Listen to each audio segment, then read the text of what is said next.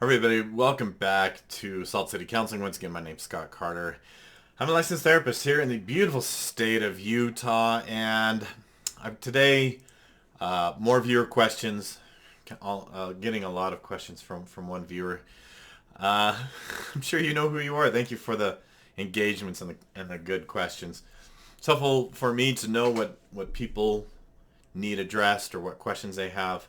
I think every case is somewhat unique, and so people probably kind of need some individual help. If you want to ask a question, if you want to send in a question for me to potentially do a video on, my email is in the link below or in the description below. You will remain anonymous in the process. So if you like my content, you can really help me out. You can hit the tip jar, like, subscribe, share, all that good stuff. Also the link for my other channels in the description below. So go ahead and go check that out. So let's get into this viewer question having to do with basically being the step parent in a situation. In other words, I've got a lot of questions about how to help navigate the situation when your current spouse is divorced from a high conflict type, and there's a co-parenting, there's a high conflict co-parenting and custody situation taking place. And this is a precarious situation. The question came through wanting to ask specifically about how to support their spouse, what to do if they witness things happening with the children that perhaps the high conflict parent probably should not be doing. And this is tricky because addressing their behaviors in general towards parenting and what they're doing with the children is pretty sticky business to begin with, especially if you're the step parent. But let's kind of start with some of the basics here, because if you have married someone that used to be married to someone who is narcissistic or borderline or maybe antisocial, or maybe they're just a high conflict type in general, though most of the time there's a good chance that they probably meet the criteria for a personality disorder. So if your current spouse used to be married to that one and they are sharing custody, if they had kids with that person, you have to understand that you are putting yourself in a really precarious situation. Because here's the deal. Those who are narcissistic and or borderline, they tend to be extremely jealous. By virtue of you now being with their ex, they are going to perceive hostility towards you, hostility from you. There's this weird phenomenon that I've noticed that if you divorce someone who's narcissistic or a narcissistic type, they will always just seem to have this weird, and they seem to just drop these little hints here and there that they want to get the family back together. And to the person who's split off and is no longer with them, to them there's just absolutely no way. They think it's crazy talk. Like, why on earth would you ever even suggest that? We were horrible together. And the truth of the matter is, even if you're like, okay, well, maybe it'll work this time, they will still hold you to all the previous perceived betrayals. And you now, and so if See, I'm getting my pronouns mixed up here. Okay, let's say that the we have the high conflict type, we have the apologetic parent, and now we have the new spouse in this situation. Okay, so that's how we'll refer them: the new spouse, apologetic parent, high conflict. Okay, so if you are the apologetic parent and you've now remarried, your new spouse is just automatically going to be in the crosshairs. So if you're the new spouse, you're going to be in the crosshairs. That's just by sheer virtue. They are angry with you. That's just how it goes. They're already going to perceive that you are an enemy and likely treat you that way. You have broken up the family, and they see you, and if you are the new spouse, they see the apologetic parent as betraying them again. And sorry, my Hey Siri went off. I'll probably just set it off again. Nope. So this is a really, really precarious situation. You have to understand that they are going to already probably, if you haven't experienced it already, they're going to perceive a aggression. You are the enemy, right? You are the living embodiment of betrayal. That the apologetic parent abandoned them for you, and it's just more compiled betrayal. You'll find this to be especially problematic if the apologetic parent and the new spouse are having a positive or productive relationship. They're going to be especially jealous. They're going to be especially hostile and aggressive towards you. And so one of my rules is, well, I have lots of rules, but you have to really choose your battles. You have to be really, really careful about where you put your resistance. You cannot put up heavy resistance. You cannot play their games. They will just return it double, triple, or more against you. So in terms of supporting your spouse, really to me that's just the key term, is supporting them. Okay, I would really caution the new spouse. I would really caution them against going to war against the high conflict type.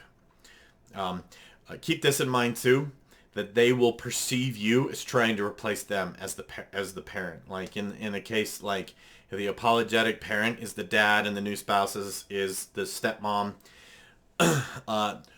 bio mom is going to see stepmom as a threat, a big threat, that the children will choose her over me, that I'm being replaced, start to treat the children with a sense of betrayal. And I'm telling you, they will likely already treat children like the children have already abandoned them for the new spouse. And of course that's troublesome for the kids involved. And this is again where I get really, really unhappy with high conflict types. So what do? Well, truth be told, this is a tricky dynamic, and there are not a lot of books on this. I'm trying to, I don't know, maybe I am one of the ones writing a book on this, but my advice is to don't offer a lot of resistance. Prop up your spouse, support them, stand behind them, embolden them, validate them, help them be resiliency minded. Don't fight their battles for them. That is kind of my number one thing, is to absolutely do not fight their battles for them. I've seen a lot of step parents do this. They get involved with the high conflict type. It only escalates. It's only throwing gas on the fire. And so in terms of what you do is, I'm always an advocate of going into these situations with a resiliency mindset instead of a fearful or worried mindset. And I mean, each day, maybe with your spouse, like, how did our day go? Were we resiliency minded? What does that even mean? How can we cultivate this? How can we foster this? If you change your mindset around the whole situation and your fear starts to go away, you'll change around the dynamic. Now, what do you do if you're the new spouse and you witness the high conflict type doing things that they shouldn't towards the children? Well, it kind of depends on what they're doing. If it's abusive in nature, you're definitely going to want to implore your spouse or let your spouse know. They got to be the front man. They got to be the ones calling the police, calling the child protective services, or whatever the case may be. My default is always protect the kids if you have to. If they're not doing anything that's necessarily abusive or illegal, you're just going to want to document it for the most part, especially if you are headed back to court or you're currently in court. You're just going to want to document it. You're going to want to document date, time, what's said, what your concerns are, etc. And I know this isn't probably the best answer. This is just one of those things, too, that it is almost impossible to perfectly resolve it. High conflict types, they will create issues whenever and wherever possible. If you're an apologetic parent and if you're dating, finding new relationships, getting into new marriages, you can expect a lot more chaos from your ex. You can expect them to feel that betrayal all over again. And again, I know it seems like a contradiction. It's like, but they tell me that they hate me. Why on earth would they tell me that they want to get back with me?